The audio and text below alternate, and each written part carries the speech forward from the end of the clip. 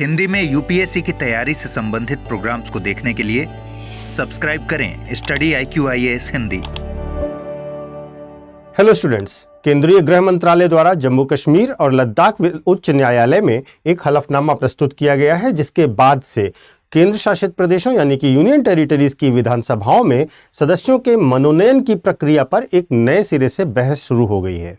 इसमें कहा गया है कि जम्मू कश्मीर के उपराज्यपाल यानी कि लेफ्टिनेंट गवर्नर मंत्रिपरिषद की सलाह और सहायता के बिना 5 सदस्यों को मनोनीत कर सकेंगे। इस स्थिति में कार्यकारी शक्ति के दायरे, संवैधानिक सिद्धांत और केंद्र सरकार और केंद्र शासित प्रदेशों के प्रशासन के बीच संतुलन की जो बहस है वह पुनः से जीवित हो गई है, पुनः मुद्दा आ गया है। और इसी मुद्दे पर आज हम बात करेंगे कि किस तरीके से मनोनयन होते हैं, मनोनयन को लेकर के विभिन्न मुकदमे क्या रहे, सुप्रीम कोर्ट का रुख क्या रहा और सरकार का रुख क्या है। तो शुरू करते हैं आज का वीडियो। आज मुद्दा है हमारा, कैसे होते हैं संघ शासित प्रदेशों में सदस्यों के मनोनयन।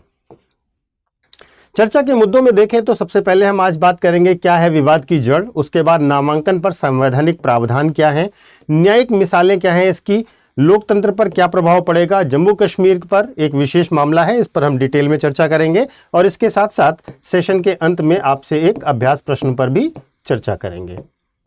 तो शुरू करते हैं आज का सेशन। और हमेशा की तरह सेशन को शुरू करने से पहले यूपीएससी मेंटोर पंकज सर, ये टेलीग्राम आईडी है, आप इसको ज्वाइन कर लीजिए। यहाँ पर आपको संबंधित वीडियोस के लिंक और साथ ही साथ पीडीएफ्स भी मिल जाया करेंगे। पृष्ठभूमि देखते हैं कहां से ये विवाद शुरू होता है। वास्तव में जो मनोनीत सदस्य हैं वो भारत में संघ शासित प्रदेशों को लेकर के मुद्दा बन रहा है। भारत में कुल 8 संघ शासित प्रदेश हैं, जिनमें से दिल्ली, पुडुचेरी और जम्मू कश्मीर 3 ही ऐसे संघ शासित क्षेत्र हैं जिनकी अपनी विधानसभाएं हैं, दिल्ली, पुडुचेरी और जम्मू कश्मीर। यहां पर मनोनीत सदस्य की व्यवस्था देखने को मिलती है और इन्हीं में क्या होता है उसको समझिएगा। जैसे हम दिल्ली की बात करें तो दिल्ली विधानसभा में कुल 70 सीटें हैं। दिल्ली विधानसभा में कुल 70 सीट हैं और इसमें सभी के सभी जनता के द्वारा चुने जाते हैं। दिल्ली विधानसभा में कोई मनोनीत सदस्य नहीं होता। लेकिन अगर हम पुडुचेरी विधानसभा की बात करें तो पुडुचेरी विधानसभा में कुल 33 सीटें हैं। कुल 33 सीट हैं, जिनमें से 30 सीट चुनकर आती हैं और 3 सदस्यों का मनोनयन होता है।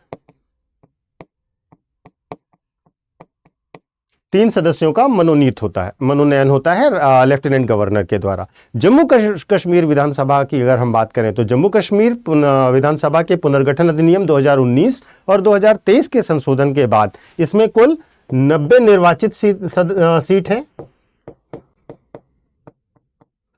प्लस 5 ऐसे सीट हैं जिन पर मनोनयन किया जाना है। इन 5 सीटों का भी एक अलग अलग क्लासिफिकेशन दिया गया है। 5 सीटों में 2 सीट महिलाओं की हैं। इन 5 में से 2 सीट महिला की है, महिलाओं के लिए रिजर्व है।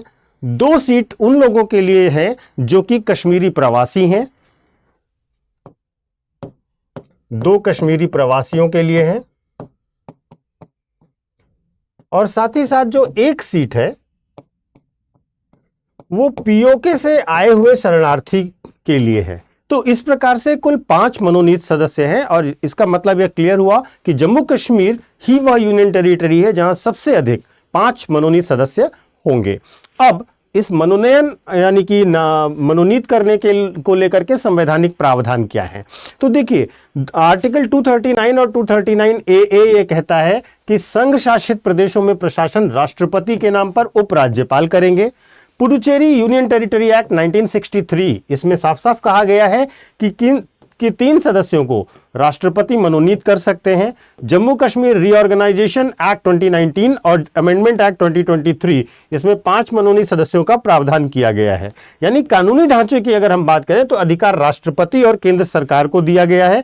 लेकिन असली विवाद यह है कि क्या यह जो पूरी प्रक्रिया अपनाई गई है इसमें चुनी हुई सरकार की सलाह ली जानी चाहिए या नहीं ली जानी चाहिए, क्योंकि चुनी हुई सरकार ही जो लोकतांत्रिक प्रक्रिया है उसका बेस है।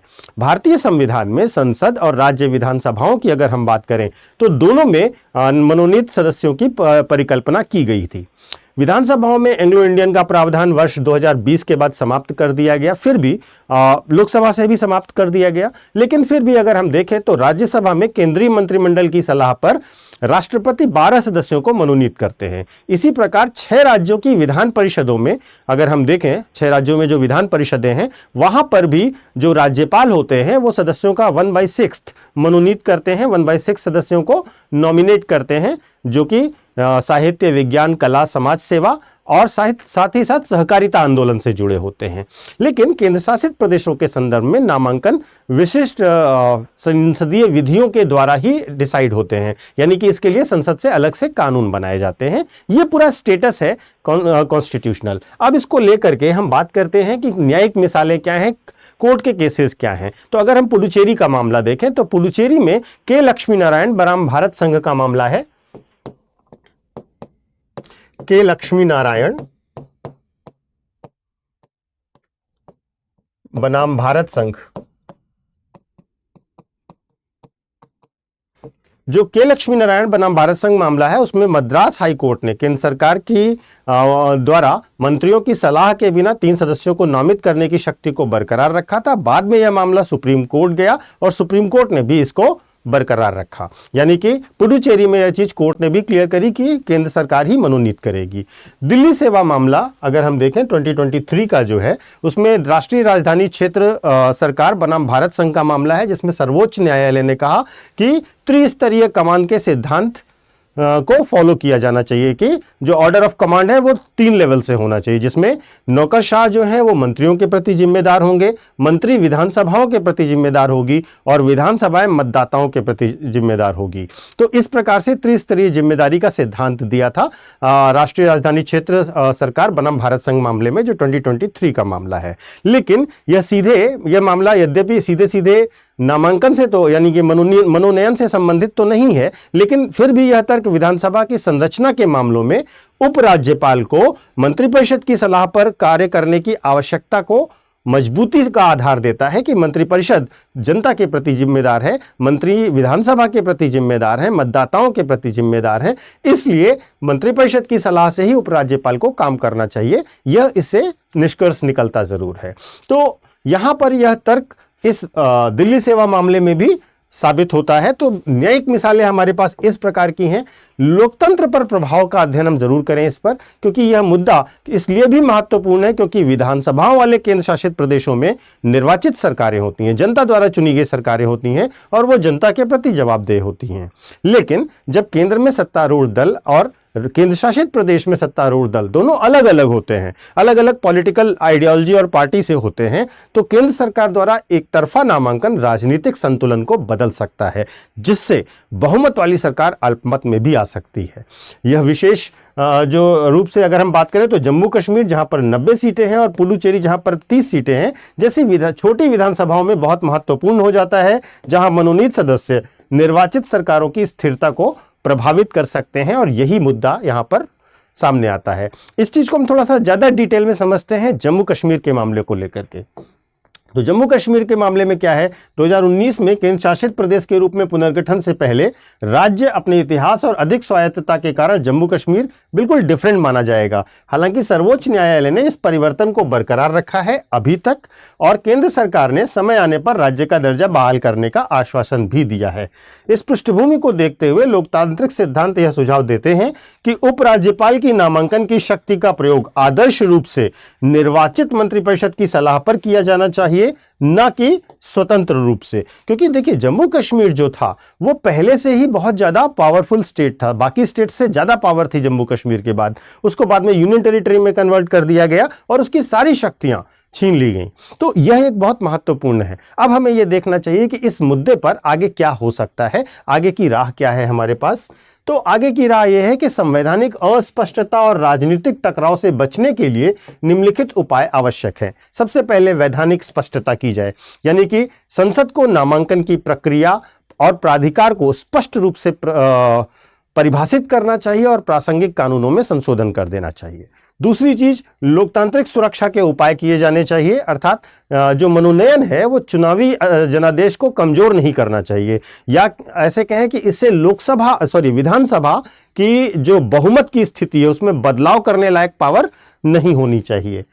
मंत्रिपरिषद की सलाहकार भूमिका को निगलेक्ट भी नहीं किया जाना चाहिए, क्योंकि प्रतिनिधि लोकतंत्र को बचाए रखने के लिए और बचाए रखने के लिए आमतौर पर जो हेड ऑफ द गवर्नमेंट होता है उसको मंत्रिपरिषद की सलाह पर ही काम करना चाहिए।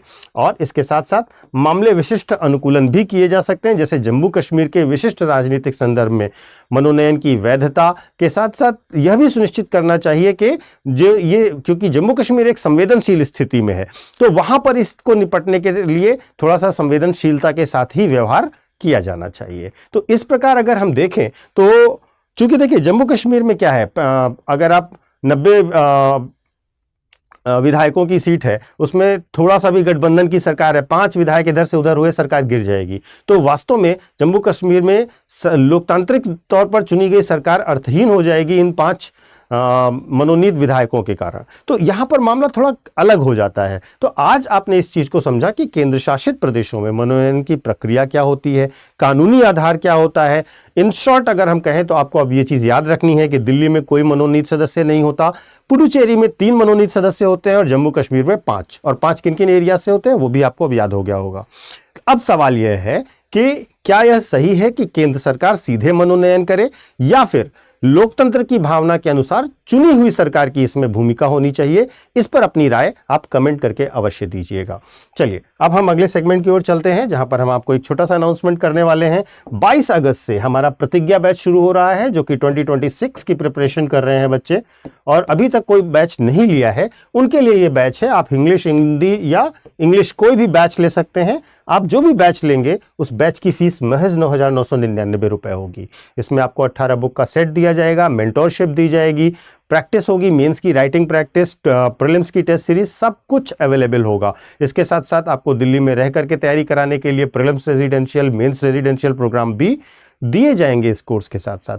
आप इस कोर्स की डिटेल को हमारे ऐप पर देख सकते हैं और उसके साथ साथ वेबसाइट पर भी विजिट करके देख सकते हैं। सबसे महत्वपूर्ण यह है कि इतनी मिनिमम फीस आपको तब मिलेगी जब आप पीके लाइव कोड का इस्तेमाल करेंगे। तो इसलिए प्रयास करिएगा सभी लोग जो भी स्टडी IQ का कोई भी कोर्स लेते हैं वो पीके लाइव कोड का इस्तेमाल करें, इससे आपको काफी अच्छा डिस्काउंट मिल जाएगा। अब मूव करते हैं हम लोग वीडियो के लास्ट सेगमेंट में, जहां पर आज मैं आपसे प्रश्न पूछूंगा और आप कमेंट करके उत्तर देंगे। निम्नलिखित कथनों पर विचार कीजिए। दिल्ली विधानसभा में राष्ट्रपति द्वारा कुछ सदस्यों को मनोनीत किया जा सकता है। पॉइंट नंबर 2, पुडुचेरी विधानसभा में अधिकतम 3 सदस्य राष्ट्रपति द्वारा मनोनीत किए जा सकते हैं। पॉइंट नंबर 3, जम्मू कश्मीर विधानसभा में मनोनीत सदस्यों में महिलाओं और कश्मीरी प्रवासियों का प्रतिनिधित्व सुनिश्चित किया गया है। आपको बताना है उपरोक्त में से कौन सा कथन सही है, 1, 2, 2, 3, केवल 3 या 1, 2, 3। उम्मीद करता हूं कमेंट करके आप अवश्य बताएंगे और इसके साथ साथ अपनी राय भी देंगे कि हमें लोकतांत्रिक ढंग से चुनी हुई सरकार को ज्यादा महत्व दिया जाना चाहिए, या केंद्र शासित प्रदेश, जैसा कि केंद्र का पक्ष है कि वे राज्य नहीं है, इसलिए केंद्र शासित प्रदेशों में यह शक्ति केंद्र के पास ही होनी चाहिए। Thank you so much. Hindi में यूपीएससी की तैयारी से संबंधित प्रोग्राम्स को देखने के लिए सब्सक्राइब करें स्टडी IQ IAS हिंदी।